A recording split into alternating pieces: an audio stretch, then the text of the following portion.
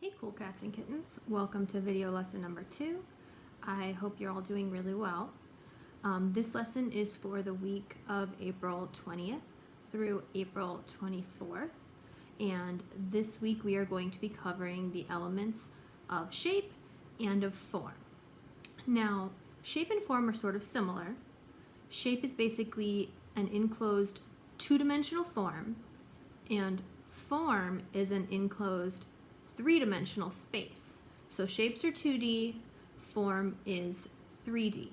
For a little more review, some of you might remember that there are different kinds of shapes. There's geometric shapes and there are organic shapes. Now, geometric shapes are the kinds of shapes that you think of when you think of math. They are the shapes you probably think of when you think of a shape. Who can give me a geometric shape? Take a minute, see if you can think of a geometric shape. All right, so if you said square, rectangle, triangle, pentagon, hexagon, those are all examples of geometric shapes. Usually they are man-made, usually they have straight lines and angles, and you often see them in math and geometry. Now, the other kind of shapes are organic shapes. Organic shapes are shapes that you find in nature. Usually they are not man-made. Usually they have curves, and often they are what we call asymmetrical, which means that their sides are not the same. Now, form can be geometric, it can be organic, it can be symmetrical or asymmetrical as well. It just depends on the person or thing that has sculpted it, right? That has created it. So if you can have natural forms, rock formations in nature, for example, or you can have man-made forms like sculptures that are made by an artist. Some examples of artists who right here in Chicago have created famous sculptural forms would be Colder's Flamingo or Anish Kapoor's Cloudgate. Artists that you probably remember that have worked with shape could be, for example, Mondrian or Matisse. So in honor of Earth Day, what we're going to be doing this week is we are going to be making some examples of shapes and forms using recyclable materials that you can just find around the house. So let's get started.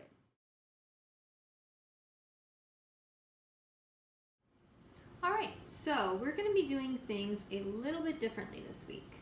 Last week, I made 3 different lessons.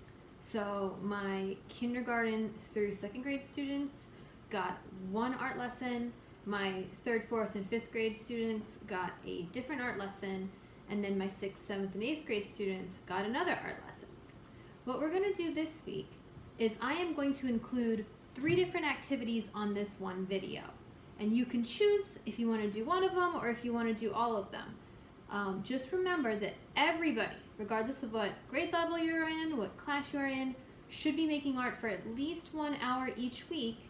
And when you do finish your work, I would really appreciate it if you emailed me a scan or a photograph of your artwork at mfrodriguez4@cps.edu.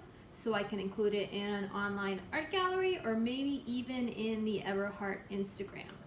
If you're not following the Eberhart Instagram yet, it is at Eberhart Art. All right, so we're gonna get started on our first activity. Now, many of you have asked me to do origami before, and I have to be honest that origami is not something that I am super duper familiar with, but today, in honor of shape and form, I do have one simple origami project for you. So what we're going to be doing is we are going to be making some paper hats. You can make these hats out of newspaper if you have that at home. I am going to be making it out of a paper bag. Okay, so this is just a paper bag that I cut down one side and then cut the bottom piece off of. All right, so you take the bag, cut it down one seam, and then carefully cut the bottom so that you have a long piece of paper like this. I am going to try and stand up and fold this on the camera as much as possible so that you can see what I'm doing, but I also have a PDF with the step-by-step directions that you can look at while you're doing this at home. So here we go. All right, so the first thing you do is you take your newspaper or your paper bag and you fold it in half like this. Table for a second. And I know there's going to be some crinkling noises in here, but hopefully you can hear me. So that is folded in half. Then you fold the corners down.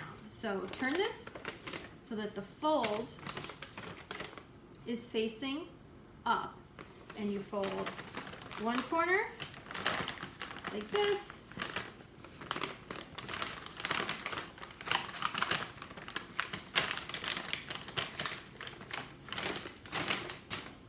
maybe if I do it like this, one corner like that, and the other corner down like that. You see? Okay, let me check all my directions.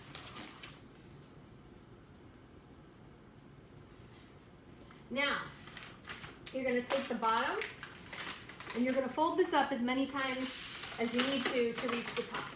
So, I'm going to fold it once, twice, like that, and then one more time. 3 times. Depending on how big your paper is, you might only need to do it once or twice. Flip it over. Fold it once.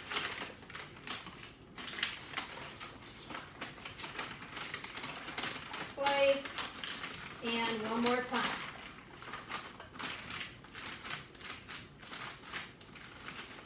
Okay, like this. Get up. And there you have it. Paper hat. All right, so I stapled the ends together so the hat wouldn't come apart. You can use glue or tape, or you can just leave it alone. And then I used some markers and some crayons to decorate it with an Earth Day message. So let's see what you guys can come up with.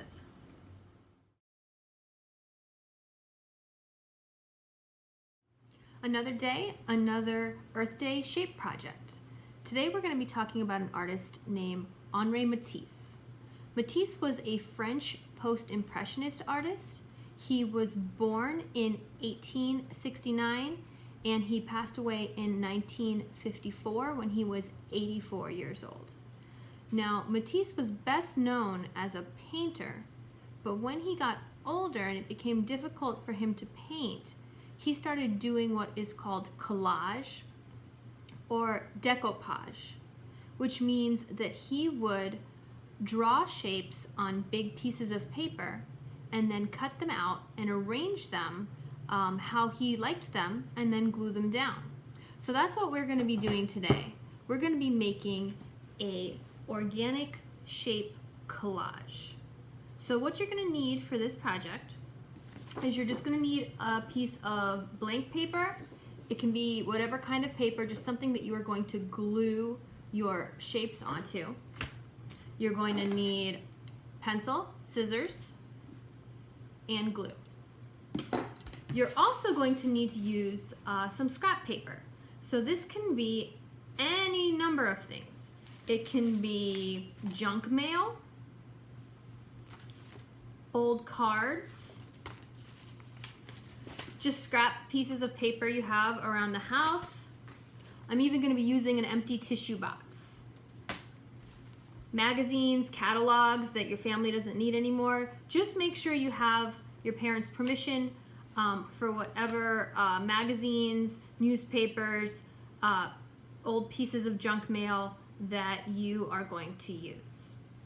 So what you want to do for this project is you are going to take your pencil and you want to draw your shapes first. So what I did was I drew some organic shapes on this tissue box.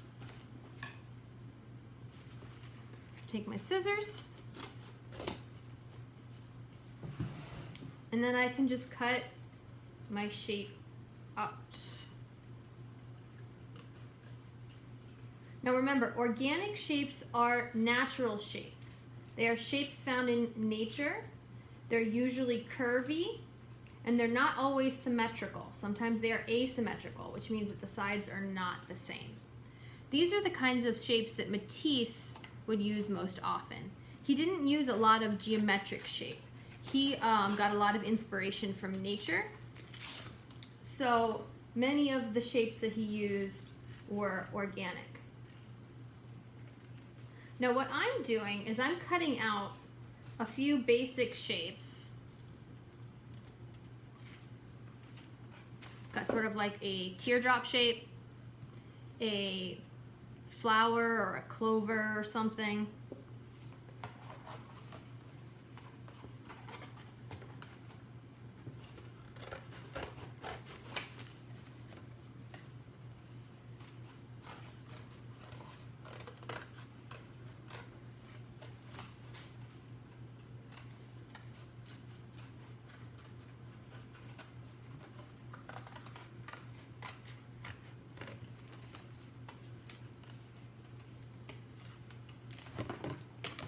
And then like a bean, just sort of blob shape.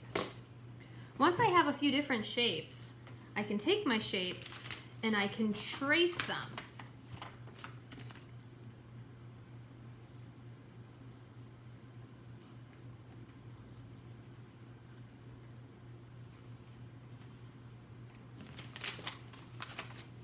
So I can trace this shape on another piece of paper, and that way I have multiples of the same shape. All right, so as you can see, I cut out a bunch of different shapes. I repeated some of the shapes over and over again, and I tried to think about which colors of paper would go well together. So I tried to come up with a color scheme.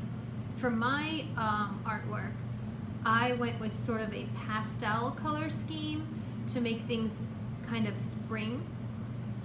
But you might want to just think about what papers you have and what colors go well together. Now, you don't want to just start gluing things down without thinking about the composition first. So you want to arrange things in a way where they look pleasing, where they look nice together, where there's balance, so there's not just one spot and a big empty spot and then everything is crammed in one little corner. You want to think about composition and you want to think about balance. So before you start gluing, move things around on the paper, almost like it's a puzzle, and see where everything fits.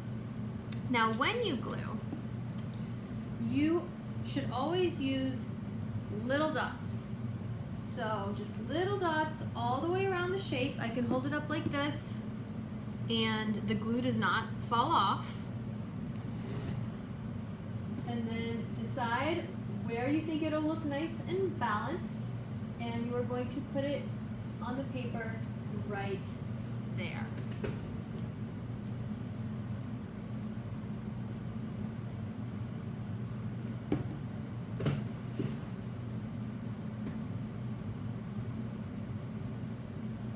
So sometimes putting opposites on opposite sides of the paper will create a nice sense of balance.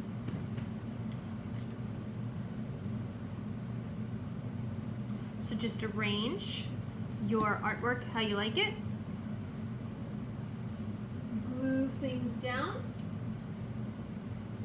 where you think they should go.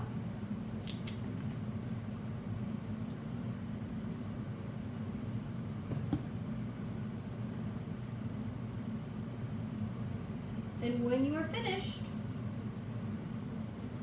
don't forget to email me a picture of your finished artwork, and make sure you include your room number in that email. All right, until next time, bye.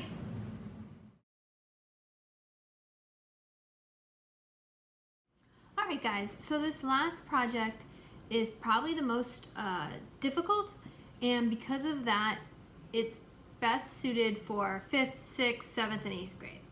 And even then, you might need your parents to help you with some of the trickier parts. But what we're going to be doing is we are going to be making some abstract wire sculptures. And to do this, you're going to need a wire hanger that you're not going to be using anymore. You need something to stick the sculpture into. So the best thing would be like a block of styrofoam or maybe like a cardboard box, but you could use cardboard. And then you need glue. If you have a glue gun, like a hot glue gun, having your parents help you with that would be best, but you can do it with Elmer's glue. I'm going to do it just with regular Elmer's glue to show you that you can use just regular glue. And then you also need scissors. Okay, so the first thing you're going to do is you're going to take your hanger and you're going to carefully take it apart.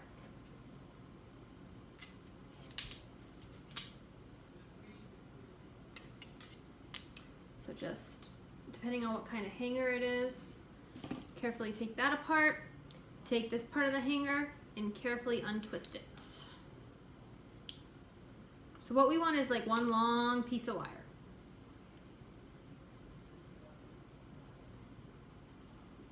Okay, so like that, one piece of wire. Now, the next thing we're going to do is make the base for our sculpture.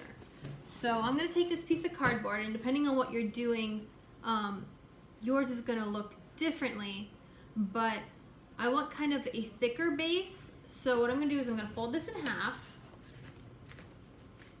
and then I'm going to take my scissors and I'm going to cut it part of the way.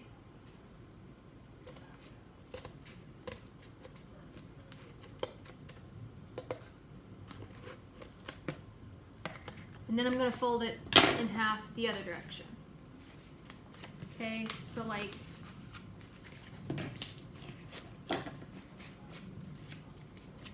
this. So this is going to be kind of the base that my sculpture is going to sit on, this rectangle or this square. Now the next step is to glue this together. So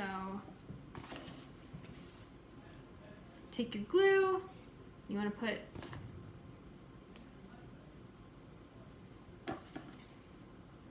a decent amount of glue here. Again, I'm just using little dots.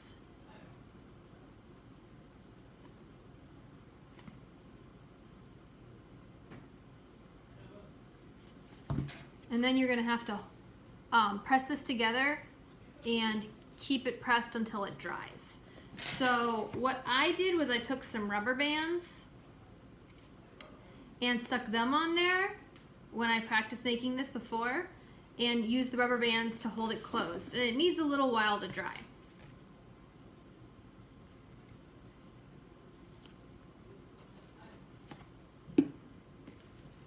Okay, so then the next step, and this is something you might want your parents to help you with, be very careful, is you have to put 2 holes in the top of the cardboard. So I'm going to do this off camera, but I'm just using my scissors and pushing down to put 2 holes in the cardboard. Try to go through all of the layers like that. So it didn't go through the back, but it went through a few of the layers on the top. And then you're going to take your hanger and you're going to stick that into those holes you made. Now this is why hot glue is a lot easier, but you can use regular glue for this. So I'm going to bend this a little bit.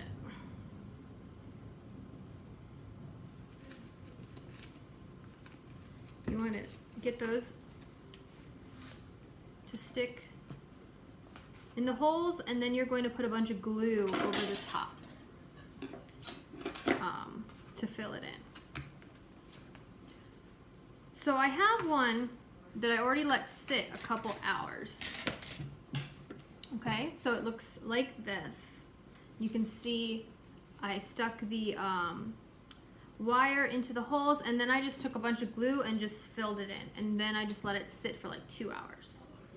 So it should be dry now. So once it is dry, what you're going to do is you're just going to twist this into the shape you want.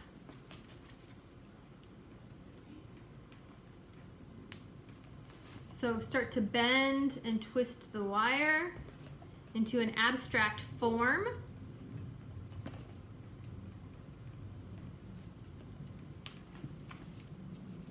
You can keep twisting it, pulling on it until you like how it looks.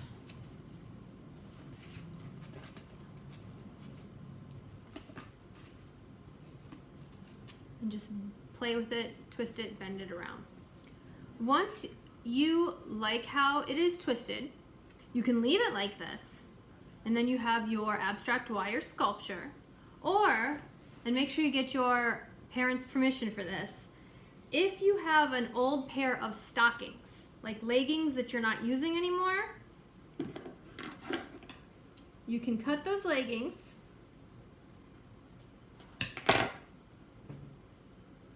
I know this is weird, but it's kind of cool. And you put it over top.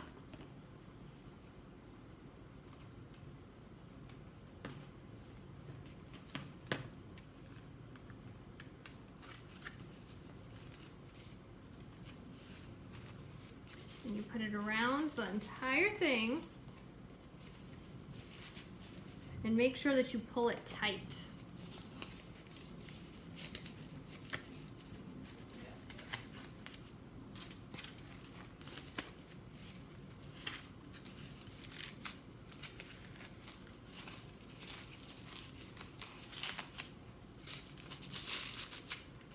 So you want to get it nice and tight, and then you can cut the extra part off.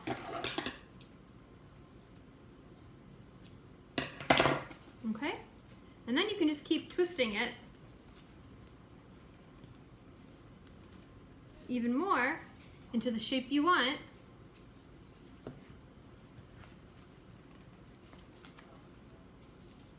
Or the form you want, I should say, because as we learned, three-dimensional shapes are forms. And there you have it. You have an abstract wire sculptural form. I hope you guys liked these 3 Earth Day projects dealing with shape and form. Make sure that you email me pictures of your finished products so I can put them on Google Classroom and also on the Eberhardt Instagram. When you email me, make sure you put your room number included in the email. And again, my email is mfrodriguez4@cps.edu. Until next week, take care of yourselves. Bye.